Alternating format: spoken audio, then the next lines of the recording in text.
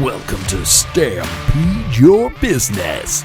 Stampede. Stampede. Stampede. Stampede. Stampede. Stampede your business.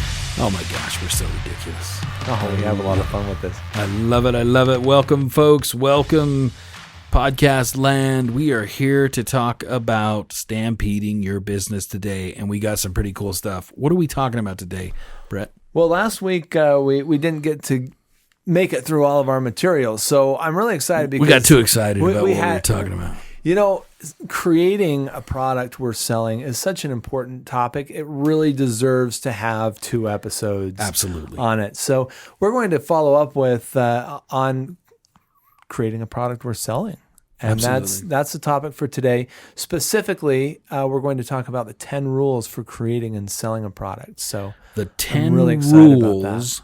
There's rules out there for creating and selling a product. absolutely, These rules are for what?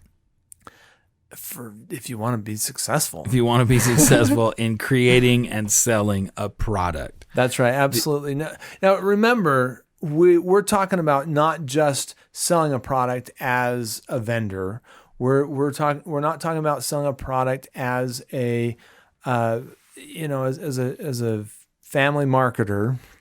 Mm-hmm. We're talking about creating and selling a product that a business that you create has the capacity to run with and sell without requiring your blood, sweat, and tears for the rest of your life. And people say, well, I own a service business. I don't own a product.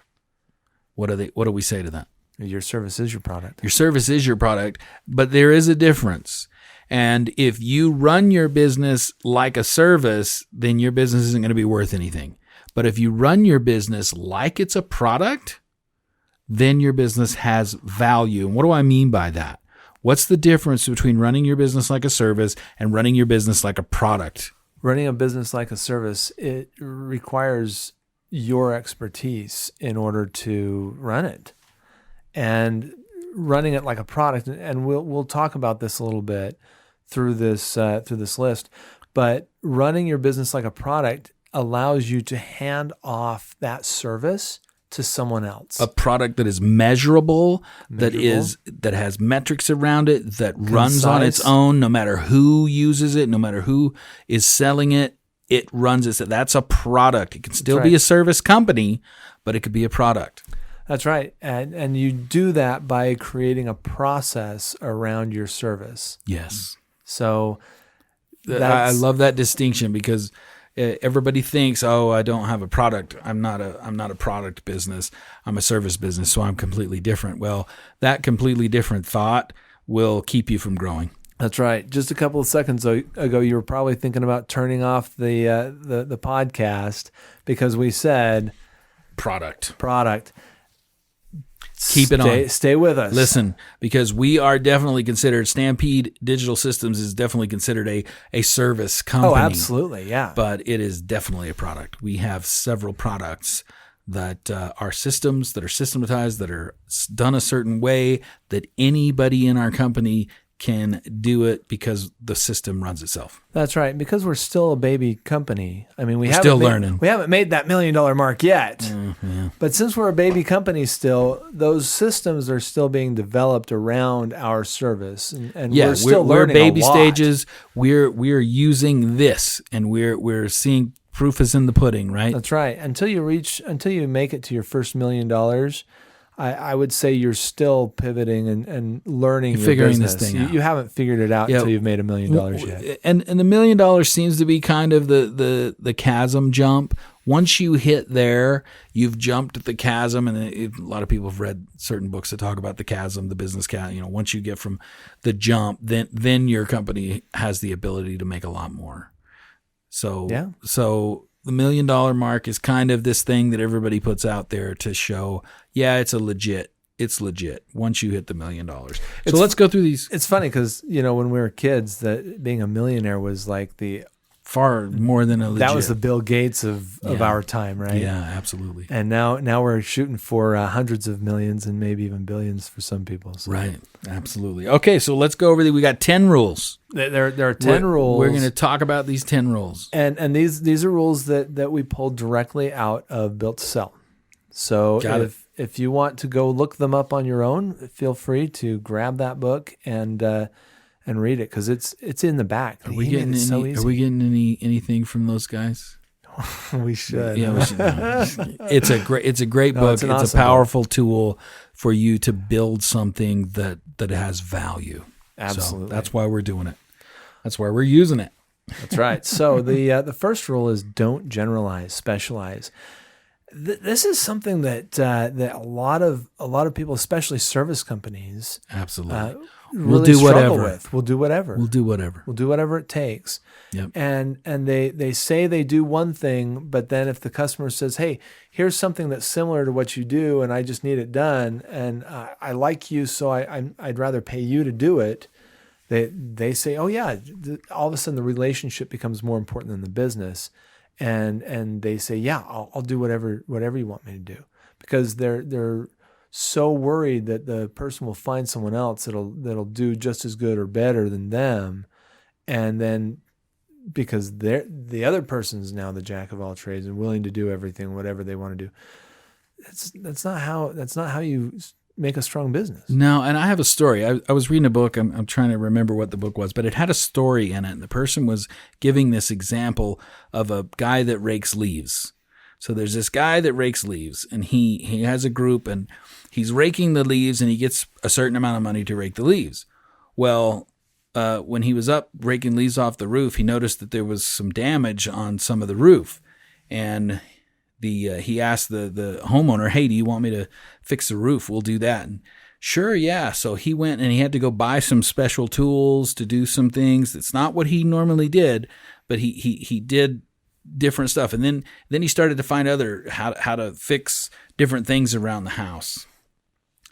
And pretty soon he was doing all this different stuff, and he was wondering why he wasn't making a lot of money. And there was another guy that just raked leaves. He raked leaves, and that's all he did. He raked leaves. He didn't do anything else. The other guy had a bunch more overhead. He was buying a lot more stuff. He had more employees. It put him out of business because he wasn't focusing on the one thing that he could do really, really well. Business. Yeah, and I love that story. I think that story is very interesting because you're not always helping somebody by trying to do everything for them. No. Because you can't do it as well as somebody else that actually is honed in on what it is they're doing. Which is really, it really comes back to, I mean, for us, we like to use Stampede as the example. That's Absolutely. The whole point of Stampede Your Business. And for us, we specialize. What's our specialty? Our specialty is in creating sales sites. We're a business development company. We create sales sites. We guide you through the whole process of understanding who you are, what your product is, and how your customers how you relate see that. to the customer. Yes, and then we walk you through with that information to a process of know, like, and trust, and we teach you all about that. But we sell other things. Absolutely. And it's not because we're trying to become a jack of all trades. It's because we see the value. But instead of saying, okay, we're going to do it all, we say, you know what? We can see that you need more than just what we're offering. And so we partner with other businesses. And we've that also do that one thing really well. Really, they have really well. this focus. That's so right. we've kind of figured out what we're really good at, Mm-hmm. and it's almost a way to get folks to know, like, and trust us, and then to trust us enough that we have found other people that are doing the same thing by focusing in on what they're do that works for clients. Absolutely. And you know what's really cool about that is not only do you have an opportunity to tell a client, your customer, I don't know about that stuff, but so and so does. Now you're racking up points with the person you're referring. You're racking up points with the person that you're referring to. Mm-hmm. And in some cases you can even build a business around that. You can make some side profit. Thinking about my story By with the selling other leaf people's guy, services. if he would have just had somebody in his back pocket that he could have called to say, you know what, I have somebody that could fix your roof, and he got a little piece Like of a that referral action, bonus. a referral bonus for getting that guy a job. That would have not taken anything away from him. He would have still made the client super happy, just like they were doing everything for them. But it still comes down to that specializing. And the actual roofer would have done a better job. And would have let's face it. This yes. he's a novice. He hasn't done any of this stuff before. He's taking longer than an actual roofer would, and he's not going to do as good a job.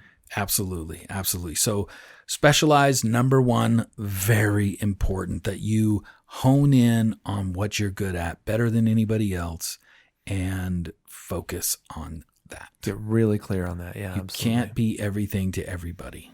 That's right. I mean, you can try, but it's a hard row to hoe. Yeah, if you want to set yourself up to fail. Yeah. Number 2, make sure that no one client makes up more than 15% of your business. This is such a powerful thing. I can't tell you how many people that I know that have been in businesses where they go, their business dies, and I'm like, what happened? What happened? Well, I had this big giant client that left me and did something on their own, and I had to close my doors. I couldn't continue. I was relying on that client. I was relying. I have heard that many, many, many times. I have seen that happen to many businesses, and I don't really call them a business. They have a job for another company. They're just contractors. Yep, and it's just a job. It's not a business. It's not worth anything. Nobody's going to give you money for your company because you take care of some thingy for this big client. That is because that big client could leave at any time. That is not have value for you. And the relationship is between you and the client. Let's face it. I mean, when you have one big client, it's all about your personal relationship with them. It's not about your business relationship. Yeah. You are the and face. You will let everything else fall through the cracks to keep them happy. That's the other problem with it. Yes. Is when you're relying on one big business that's paying all your bills, you'll do anything it takes to make them happy, and then rule number 1 goes out the window. Yes. So fast. Whatever. So easy. Whatever. Oh, you want me to do that? Yeah, I'll do that. Yeah, I'll do that. Yeah, this definitely connects with rule number 1. And it's not, if you connect in the know, like, and trust way that we talk about, and you connect with the right kind of clients, then you don't have to worry about the really, and I say just the sucky clients. You don't want, because you spend so much more time and money and energy on those crappy clients. And when they know they got you over a barrel and most of your work is through them, in Built to Sell, if you read the book, I mean, that's one of the classic things that's happening to him. He has this big client, and it's like, oh man, I've got to make them happy at any cost. And they're not only a work drain, but they're a time drain on it. Yeah, absolutely. They spend a lot of time with them. It gives them ulcers and worries. The beautiful thing is, if you have lots of clients, none of them with over 15% of your revenue, if you lose one, it's not disastrous. It's not going to destroy your company. Just go find another one. Just go find another one. It sucks. It's not cool to lose a client. You want to do everything you can to keep the client, unless they're a problem client. I'm a firm believer in letting go of folks that aren't aligned. If they don't appreciate what you do, if you really care about what you're doing for them, those clients are hard to deal with, and you don't need to deal with them. You shouldn't. No, you do business your way when you don't rely on them. And you'll find the people that want to do business with you and are excited and give you kudos and are appreciative that you're there for them. That's right. So how do you make number 2 a reality? Well, number 3 and 4, the next couple of rules actually assist rule number 2. So number 3 is own a process, make it duplicatable and sellable. And I think this is such a cool idea. With Stampede, we had this idea, and we wanted to create websites for people. And then we wanted to differentiate ourselves and say, our websites are actually worth so much more because we do something that no other web developer does. But once we started doing that, it was so easy to say, well, we do everything because other web developers don't do that. Well, the truth is other web developers you can find anybody that's willing to do anything. Yep. Right. And so that's a destructive way of thinking. And so we had to pull back and say, no, really, what is it that we do and how do we do it? How do we make that happen? And we're still working on some of those things. We build websites, we create websites. We've got an amazing designer that creates these beautiful, awesome products. Mm-hmm. And so once we've collected the information, which is what we do, is we collect the information, we hand that off to him and connect him with the client so that he can build out whatever the client wants. And eventually, as we get more of these under our belts and get more of a feel for what our market needs, what our market wants, what it's looking for, we're going to be able to create templates with what this designer has created. And then we can hand those templates off to someone that doesn't have the same creative abilities, but can punch them out quickly, rapidly. And then once they've been built, then hand it back to the designer for fine tuning. Yeah. And that saves us time. And then it makes it so that we're not reliant constantly on the designer for doing our business. And if we need to, we could find another one to continue to grow. Duplicatable and sellable. Duplicatable. If you can figure out how to make it nice and pretty, and the package is always top notch and really, really good. And that's what we're working on at Stampede, spitting out really powerful product. And once we have the capacity to make it duplicatable, then we have the capacity to grow exponentially. And so right now, like I said, we're still a baby business, not because the market's not there for us, but because we're not ready to We're still fine-tuning the process. We're fine-tuning it. We're fine-tuning the process and making it duplicatable and sellable. And it's important that when you start doing business, that you actually start doing business. You don't spend all your time inside a garage trying to figure this out. You've got to go out there and work with clients and figure stuff out. You got to do something. And actually make money along the way. Yes. But it's also okay to take your time to get it right. Right. You don't want to just jump right in and expand before you know what you're doing, because you're going to find yourself in a contraction period. Yep. So let's move on to number 4. Don't become synonymous with your company. So again, that whole thing about number 2, don't let a client be. They're kind of the opposite ends of the same coin, right? Mm-hmm. The one is don't let one business be your client, and then on this side, don't be your only employee. Don't become synonymous with your company. Well, and I think that to hone in on that a little bit better is don't be the wheel that runs it all. Yeah. You know what I mean? Don't be the gear that makes everything else work, because if that's the case, then you take your gear out, then your company's worthless. Well, and it's okay to be the manager that runs it all, as long as as long as you've got a process for handing that responsibility off. But you and I, we spend a lot of time in the speaking world. We have our other speaking business, and we see this all the time with speakers. They become synonymous with their business because I am the expert. That's kind of the idea of a speaker, right? Right. They say, I'm the expert. I know what I'm talking about. I know what I'm doing. I'm here to teach you. And so we have a local speaker that he's huge here in Utah, and he has gatherings of hundreds and hundreds of people every single month. And if he were to step off that stage and go away, the company would disappear. I often forget the name of the company. I call the company by his name. Yeah. It's like instead of calling a vacuum, you call it a Hoover, or right. Kleenex. You just don't know the difference anymore. Right. And once that product, he is the product. Absolutely. Once that product is taken away, the business is no more. It doesn't exist, which means it's not viable. It's not. It doesn't have a worth on its own. He can't walk away from that business unless he has other ventures. Right. Yep. Super huge. Number 5, avoid the cash suck. Charge up front. Oh, that's a hard one. Especially with service businesses. That's a hard one. They want me to do the stuff, then pay me. They want me to do the stuff, then pay me. And I'll do whatever it takes because I'm starving and I need money, which is funny because then I'll wait to be paid. Yep. You're always going to be starving and needing money if you wait. Because you're going to be spending a lot of time in collections too. Yeah, and if you have high ticket items, or I mean, that doesn't necessarily mean you charge everything up front. You know, at Stampede, we charge a portion of the web's development, and we kind of take the client along with us as we meet criteria.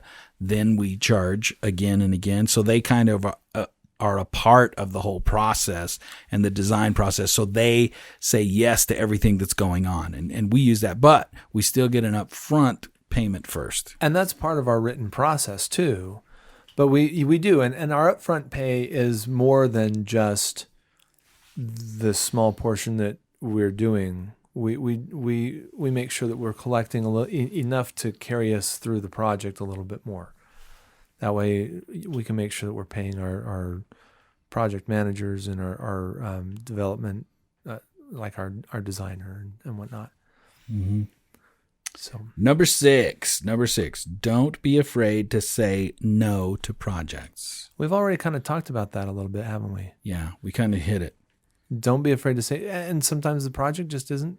It's not just saying no to individuals; it's saying no to projects. Yeah, and I think we kind of hit it on number 2, where don't have over 15% of your business, and that's where we kind of talked about, you know, if it's not a business that if it wants too much or what have you. Gosh, right. Where am I going with that? Well, and just say no. Just say no. That's right. If it doesn't work, just say no. Don't try and make it work too much. I mean, you get to a point where it's yes, I can do that, and then you've worked 3 times harder than you've gotten paid to work for. Well, and it's not just that. There's a book, another book that you referred to me was Oversubscribed, mm-hmm. and in that book he talks about people that are chasing after the next job, and they're just trying to get more work so that they can feed themselves, feeding their families. And what happens is they end up exhausting themselves and they're not doing as good a work. And what he talks about is how valuable it is to say, you know, when you start reaching your max point of being able to create a valuable product, then you start saying, no, I don't have time for more business. And it's okay. That's powerful. That is powerful, because when you have people lined up to do business with you, one, you're never going to run out of food because you're always going to have work to do. And 2, you can increase your prices because you've created value beyond what you were charging. Yep. I mean, there's a visible, actual value there. Absolutely. Yeah, that's powerful tool. If you get to the point, the first time you say no to a client because you're just too busy or something, it's super fun. It's super cool. You're like, wow, yeah, I got too much going on, man. I apologize. But wow, that's cool. You see their jaw drop. What? Yep. Number 7. Figure out how many pipeline prospects need. I can read. I put you on the spot. I just Figure looked at out how you. many pipeline prospects lead to sales. Now we had Troy in the room with us last episode. He is our guru of this. This is his baby concept. Like he knows this front and back. It's all about the pipeline. It's all about the pipeline, and he could talk about that for hours. But pipeline, it's that important. But, it's that important. If you don't have sales, you don't have a business. No. And if you don't have leads, you can't get sales. If you don't have a way to get those leads, a pipeline to get in there, you don't have a business. That's right. And building that pipeline takes time. Yep. So and work. It takes time and work. And so you want to make sure you have people doing sales for you so that you can have them build that pipeline while you're either doing the work or managing those that are doing the work. Which leads to number 8. It does. That kind of is that where you were going with that? I love number 8. Number 8's my favorite. This is the part that I'm really excited about. We're so close right now with Stampede to be able to step into number 8. And number 8 is 2 sales reps are better than 1. Mm-hmm. Yeah. So what the heck does that mean? Oh man. So before you start ramping up your product line, you should be wrapping up your sales team. Yes. You really should. And the more sales you have, the more you can pay for your product line, the more that you can hire more people to do your stuff. But until you're at that point, you need more sales. Yeah, but a lot of people will say, you know what, I just don't have the money to hire a sales guy. I'm just going to plod along doing it myself, doing the best I can until I make enough money that I can hire those sales guys. I love sales guys, though, because you know why? Sales guys, good ones, love to work on commission. Good one. You said the magic word, though, good ones. That's the hard part, because I remember I've got a friend who used to do, he did summer sales. He did these summer things where he would take a group of guys and they would go sell stuff in the summer. Mm-hmm. He would go for 3 or 4 months, and they would fly him in some city somewhere, and he'd take these 4 or 5 young college kids that are on a summer break or whatever. And he would come back and would have made $300,000-$400,000 just 3 or 4 months. And yeah, in 3 or 4 months, and with his little team of kids. These kids were making $60,000 in 4 months. They were making more money than they probably ever will. And he's like, dude, I love commission. I will not do anything unless it's straight commission. And he said, and a really powerful salespeople understand the power of letting me do what it takes to sell as much as I can sell. I've always remembered that. He said, man, I love it, because most people, I got to feed my family. And he saw that there's a big, giant opportunity to just sell. So I don't remember what book it was. It's something my wife had referred me to about 10 years ago.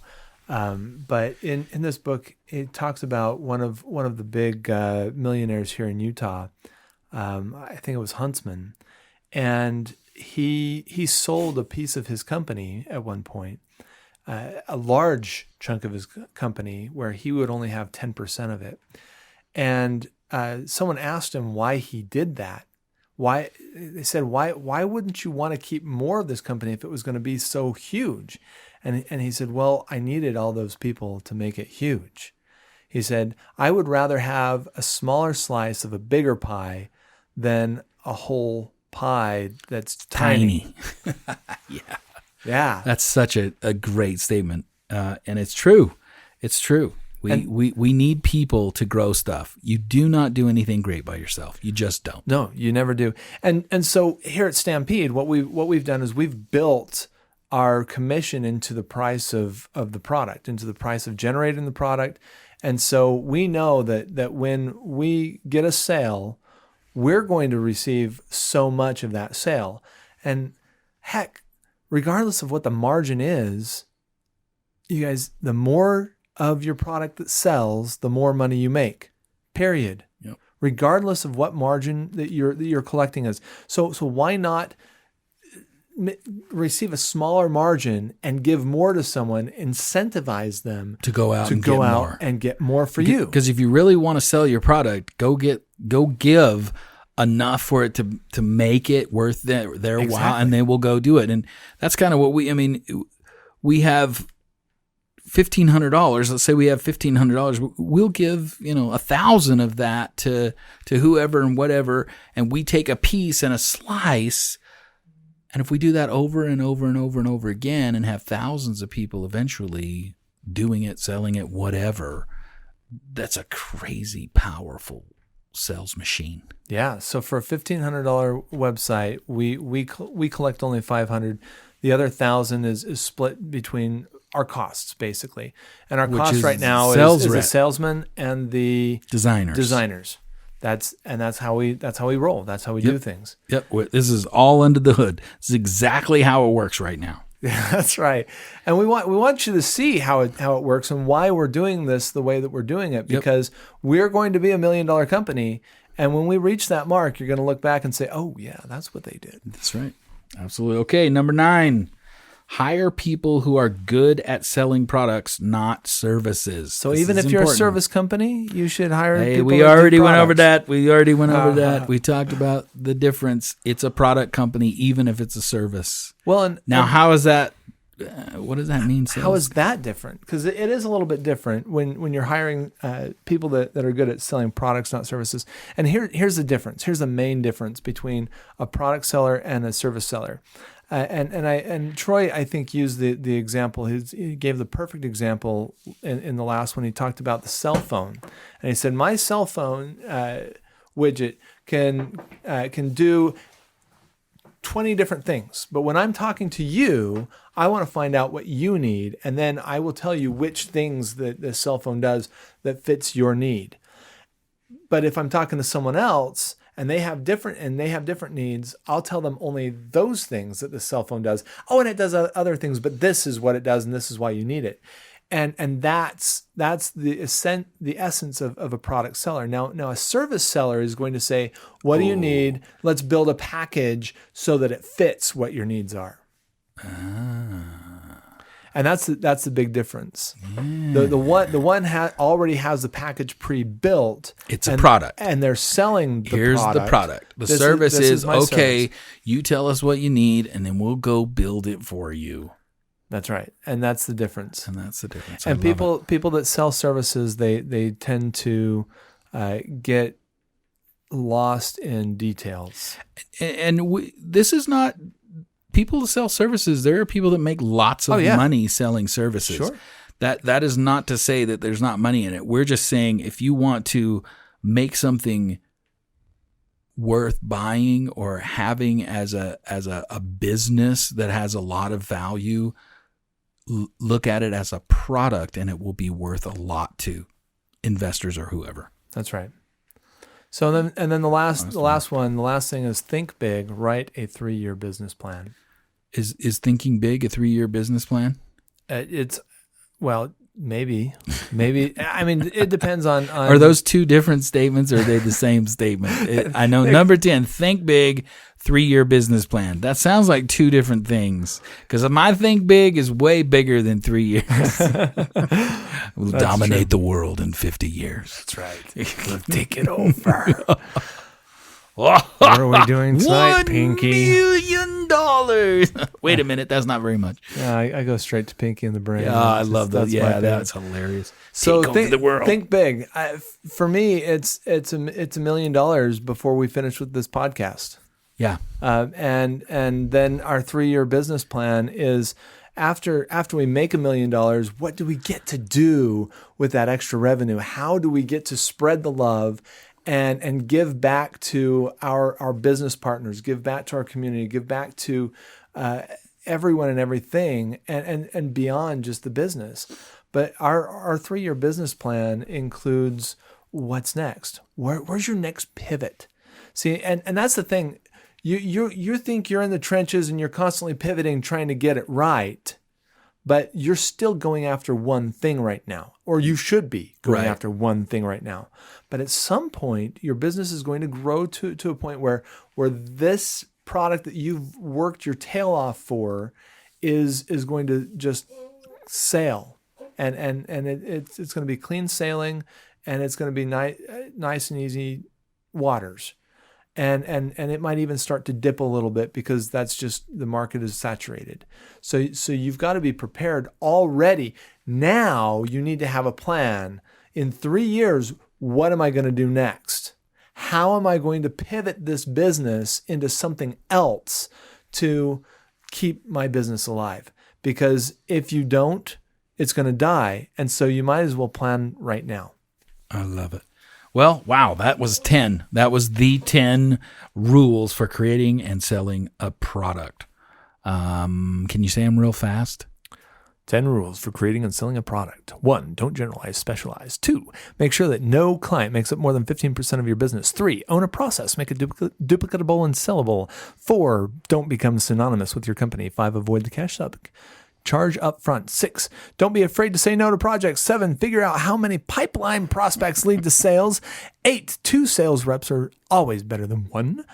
9, hire people who are good at selling products, not services. And 10, think big. Write a 3-year business plan. Wow, that was pretty good. Awesome. Well, that I think kind of wraps this episode up. What do you think? Absolutely.